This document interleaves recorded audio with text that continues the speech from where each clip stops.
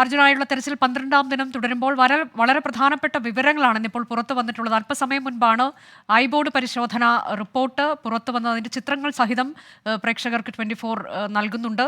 അതിൽ ഏറ്റവും പ്രധാനപ്പെട്ട വിവരം CP4-ൽ ട്രക്കുണ്ട് എന്നത് കണ്ടെത്താൻ കഴിഞ്ഞിട്ടുണ്ട് എന്നതാണ്. ചെളിയിൽ പൂണ്ട നിലയിൽ 132 മീറ്റർ അകലെ കരയിൽ നിന്ന് അവിടെയാണ് നിലവിൽ ട്രക്കുള്ളത് എന്നതാണ്. എസ് വിജയകുമാർ കൂടി ന്യൂസ് ഡെസ്കിൽ നിന്ന് തത്സമയ വിവരങ്ങളുമായി. വിജയകുമാർ, ഇപ്പോൾ കഴിഞ്ഞ ദിവസങ്ങളിൽ ആദ്യം 3 സ്പോട്ടുകൾ കണ്ടെത്തി, പിന്നീട് 4-മതൊരു സ്പോട്ട്, അതിൽ ശക്തമായ സിഗ്നൽ ഉണ്ട് എന്ന് പറയുന്നു. അപ്പോഴും 3, 4 ഈ 2 സ്പോട്ടുകൾ കേന്ദ്രീകരിച്ചുള്ള പരിശോധന എന്ന തരത്തിലേക്കായിരുന്നു. ഇന്നിപ്പോൾ കുറെ കൂടി വ്യക്തമായ വിവരങ്ങളാണ് പുറത്തു വന്നിട്ടുള്ളത്. 4-ാം സ്പോട്ടിൽ ലോറിയുണ്ട് എന്ന് പറയുമ്പോൾ വ്യക്തതയോടെയുള്ളൊരു തെരച്ചിലിലേക്ക് നമുക്ക് കടക്കാൻ സഹായിക്കുന്ന തരത്തിലുള്ളതല്ലേ ആ വിവരം? അനുജ, തീർച്ചയായും IBORD ടീം കൊടുത്തിരിക്കുന്ന കൃത്യമായ വിവരം, അത് എവിടെയാണ് ട്രക്ക് ഉള്ളത്, അതിൻ്റെ അവസ്ഥ എന്താണ്, അതിൻ്റെ കൃത്യമായ പൊസിഷൻ എന്താണ് എന്നത് ഈ ഗ്രാഫിൽ നിന്ന് വ്യക്തമാണ്.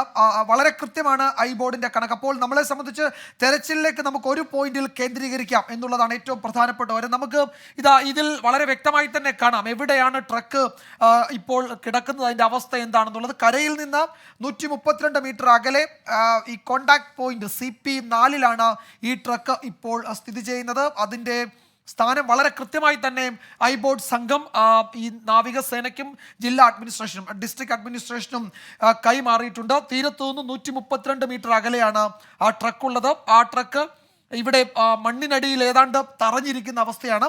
പക്ഷേ അതിൻ്റെ ക്യാബിൻ കുറച്ചു ഉയർന്നാണ് നിൽക്കുന്നത്. എന്ന് വെച്ചാൽ മണ്ണിനടിയിൽ നിന്ന് ജലോപരിതലത്തിലൊന്നല്ല, മണ്ണിന് മുകളിൽ കുറച്ച് ഉയർന്നാണ് നിൽക്കുന്നത്.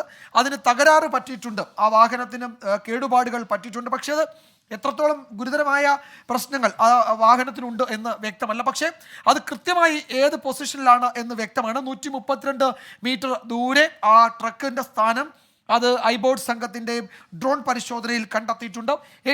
അതായത് 4 സിഗ്നലുകളാണ്, വളരെ ശക്തമായ സിഗ്നലുകൾ കിട്ടിയിരിക്കുന്നത്. അതിൽ 132 കോണ്ടാക്ട് പോയിന്റ് 4-ലാണ് ഈ വാഹനമുള്ളത്. അതിൽ 165 മീറ്ററിൽ ഒരു കോണ്ടാക്ട് പോയിന്റ് ഉണ്ട്, അവിടെ ഒരു ലോഹ സാന്നിധ്യമുണ്ട്. 65 മീറ്ററിൽ മറ്റൊരു ലോഹ സാന്നിധ്യവുമുണ്ട്. 110 മീറ്ററിൽ മറ്റൊരു ലോഹ സാന്നിധ്യവുമുണ്ട്. പക്ഷേ അതിലേറ്റവും പ്രധാനപ്പെട്ടതും ട്രക്കെന്ന് ഉറപ്പിച്ച് പറയാൻ കഴിയുന്നതും CP4-ൽ കണ്ടെത്തിയിരിക്കുന്ന ഈ ലോഹ സാന്നിധ്യം തന്നെയാണ്. ഇത് ട്രക്കാണ് എന്ന് സ്ഥിരീകരിച്ചിട്ടുണ്ട്. അതിൻ്റെ ചിത്രങ്ങളടക്കം ഈ സംഘത്തിൻ്റെ പക്കലുണ്ട് എന്നാണ് മനസ്സിലാക്കാൻ കഴിയുന്നത്. പക്ഷേ അതിൻ്റെ വിവരം ഈ റിപ്പോർട്ടിലില്ല. ഇവിടുത്തെ ഏറ്റവും വലിയ പ്രതിസന്ധിയെക്കുറിച്ചും ഈ ഐബോർഡ് സംഘം വിശദീകരിക്കുന്നുണ്ട്. കാരണം അവിടെ ഇറങ്ങാൻ കഴിയാത്ത തരത്തിൽ, അല്ലെങ്കിൽ അവിടെ പരിശോധനയ്ക്ക് ബുദ്ധിമുട്ടാകുന്ന തരത്തിൽ ചെളിയുണ്ട്. അതിൻ്റെ കാഴ്ച പരിധി അവിടെ കുറവാണ്. ഓറഞ്ച് അലേർട്ടാണ് ഈ മേഖല. എന്ന് വെച്ചാൽ കാർവാർ മേഖലയിലാകെ ഓറഞ്ച്, ഉത്തര കന്നഡ ജില്ലയിലാകെ ഓറഞ്ച് അലേർട്ടാണ് ഈ ദിവസങ്ങളിലുള്ളത്. കനത്ത മഴയുണ്ട്. അല്പസമയം മുമ്പ് കളക്ടർ സംസാരിച്ചപ്പോഴും ഒരു കാര്യം കളക്ടർ പറഞ്ഞത് 6.8 നോട്ട്സ് ആണ് ഇന്നത്തെ അവിടുത്തെ അണ്ടർ കറണ്ട്. എന്ന് വെച്ചാൽ അടിയൊഴുക്കിൻ്റെ തീവ്രത 6.8 ഒരു കാരണവശാലും അവിടെ ആർക്കും ഇറങ്ങി അങ്ങനെ പരിശോധനയ്ക്ക് പറ്റില്ല. ഇനിയിപ്പോൾ പരിചയസമ്പന്നരായ മുങ്ങൽ വിദഗ്ധർ അവിടെ എത്തിയാലും അവരെ അവിടെ ഇറങ്ങാൻ ജില്ലാ ഭരണകൂടത്തിന് അനുവദിക്കാൻ കഴിയുമെന്ന് എനിക്ക് തോന്നുന്നില്ല. കാരണം അവരുടെ ലൈഫ് റിസ്ക് ആണ്. അത്തരം ഒരു സാഹചര്യത്തിലേക്ക് ഈ രക്ഷാപ്രവർത്തകർ, ഇപ്പം നാവികസേന അല്ലാതെ ആര് വന്നാലും അവരെ ഇറക്കും എന്ന് അവർക്ക് അനുമതി കൊടുക്കുമെന്ന് എനിക്ക് തോന്നുന്നില്ല. ഒരു 2-3 നോട്ട്സിലേക്ക് വന്നാൽ മാത്രമേ പരിചയസമ്പന്നരായ മുങ്ങൽ വിദഗ്ധർക്ക് ആ ഭാഗത്തേക്ക് ഇറങ്ങാൻ കഴിയൂ. നമുക്കറിയാം ഇവിടെ ഈ ഭാഗത്ത് വലിയ മൺകൂനകൾ രൂപപ്പെട്ടിട്ടുണ്ട്. ഈ മൺകൂനകൾക്കുള്ളിൽ ആണ് ഈ വസ്തു എന്നത് ഇപ്പോൾ ഏറെക്കുറെ ഉറപ്പായിട്ടുണ്ട്. ഇപ്പോൾ അത് CP2 ആണ് അതിന് തൊട്ടടുത്തുള്ളത്. കരയിൽ നിന്ന് 65 മീറ്റർ ആണുള്ളത്. CP4 ആണ് അതിന് കഴിഞ്ഞാൽ നമ്മൾ ഈ പറയുന്ന ട്രക്ക് ഉള്ളത്. അവിടെ 132 മീറ്റർ ദൂരമാണുള്ളത്.